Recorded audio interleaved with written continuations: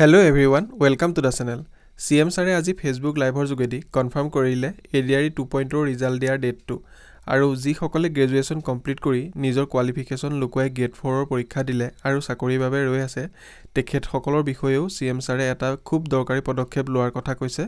গতিকে ভিডিওটো আপোনালোকলৈ আগবঢ়াইছো শেষলৈকে চাব বহুত লৰা ছোৱালীয়ে মোক সুধি আছে যে ADRE ৰিজাল্ট কেতিয়া দিব ADRE ৰিজাল্ট 7 মাৰ্চ শুক্ৰবাৰে আমাৰ গ্ৰেড 3 আৰু গ্ৰেড 4 ৰ যি আমাৰ ৰিক্ৰুটমেন্ট কমিশন আছে তেওঁলোকে ঘোষণা কৰিব যিমান কেইটা পদ আছে তাৰ বিপৰীতে দুজনকৈ লৰা ছোৱালীক এই পৰীক্ষাত উত্তীৰ্ণ হ'ব আৰু তেওঁলোকৰ পিছত তেওঁলোকৰ মাজত পৰৱৰ্তী সময়ত ৰিটেন টেষ্ট অনুষ্ঠিত অৰেল অনুষ্ঠিত হ'ব অৰ্থাৎ লিখিত পৰীক্ষাৰ ৰিজাল্ট গ্ৰেড 3 আৰু গ্ৰেড 4 আমি 7 মাৰ্চ তাৰিখে ঘোষণা কৰিম এটা পোষ্টৰ বিপৰীতে দুজনকৈ লৰা ছোৱালীয়ে এই লিখিত পৰীক্ষাত উত্তীৰ্ণ হ'ব শেষৰ নম্বৰটোত যদি বেছি লৰা ছোৱালীয়ে একেটা নম্বৰে পায় তেতিয়ালে হয়তো 3000 পোষ্টৰ বিপৰীতে মই ধৰি লব কৈছো 6000 লৰা ছোৱালী পাস কৰিব লাগে কিন্তু একেটা নম্বৰ যদি বহু পৰীক্ষাৰ্থীয়ে লাভ কৰে তেতিয়া হলে একে নম্বৰ পোৱা লৰা ছোৱালী সকলেও পৰীক্ষাটো ডেফিনেটলি পাস কৰিব অৰ্থাৎ আমি যদি ধৰি লও 50 is a cut off mark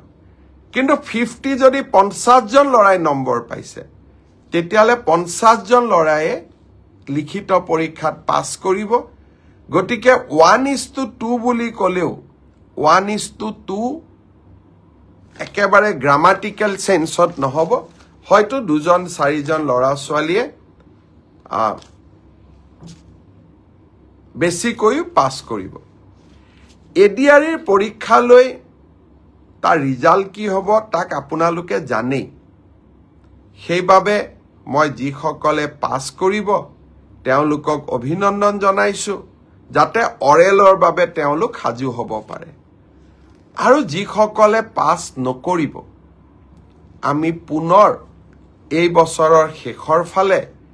নতুন বিজ্ঞাপন দিয়াৰ বাবে চেষ্টা কৰিম আপোনালোকে আৰু এবাৰ পৰীক্ষাত অৱতীৰ্ণ হ'ব আৰু লগতে অসমত উদ্যোগসমূহ আহিব মুখ্যমন্ত্ৰীৰ আত্মনিৰ্ভৰ অসম অভিযানো আছে আমি নিজকে তৃতীয় আৰু চতুৰ্থ বৰ্গত নহলেও বেলেগ ধৰণে পাস কৰি বেলেগ ধৰণেও জীৱন সফল কৰাৰ বাবে আমি প্ৰচেষ্টা কৰিম বহুত লৰা ছোৱালীয়ে মোক কৈ থাকে যে চতুৰ্থ শ্ৰেণীৰ পৰীক্ষাত BA পাস কৰা লৰায়ো পৰীক্ষা দিছে এতিয়া কথাটো হল আমি কোনোবাই যদি নিজকে সৰকাৰক ফাঁকি দি পৰীক্ষা দিয়ে তদন্ত নোহোৱালৈকে মুখ্যমন্ত্ৰীয়ে গম পাব নোৱাৰে কেতিয়াবা আপোনালোকে এনেকে মোক ফেসবুকত লিখে টুইটাৰত লিখে যেন মই সব গম পাওঁ কোনোবা লৰা এজনে যদি BA পাস কৰিও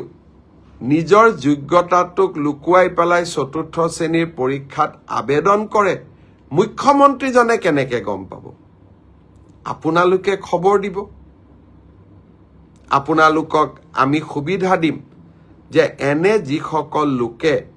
আপোনালোকে দেখিব যে লিখিত পৰীক্ষাত পাস কৰিছে কিন্তু এডুকেশনাল কোৱালিফিকেশনক তেওঁলোকে লুকুৱাই ৰাখিছে আমি সুবিধা দিম আপোনালোকক অভিযোগ দিয়াৰ বাবে যাতে অৰেল পৰীক্ষা হোৱাৰ আগতে বা মৌখিক পৰীক্ষা হোৱাৰ আগতে আমি আপোনালোকৰ অভিযোগবোৰ নিৰ্দিষ্ট ইউনিভাৰ্সিটি লগত কথা পাতি আপোনালোকৰ অভিযোগবোৰ যাতে আমি নিষ্পত্তি কৰিব পাৰো